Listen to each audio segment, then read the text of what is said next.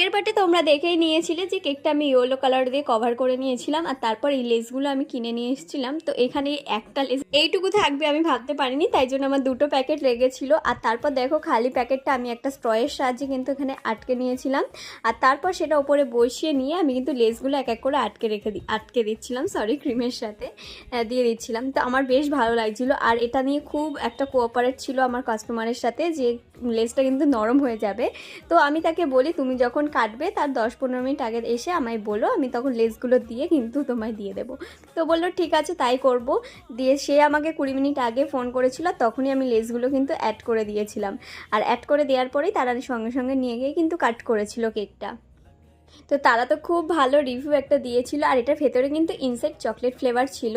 আর আমি তোমাদের সাথে কাস্টমারের রিভিউটাও শেয়ার করে দিচ্ছি, তোমরা দেখে নাও। আর এই কেকটা তোমাদের কেমন লাগলো আমাকে জানাতে ভুলো না। দেখাবে পরের কোনো এক ভিডিওতে। Bye, tata.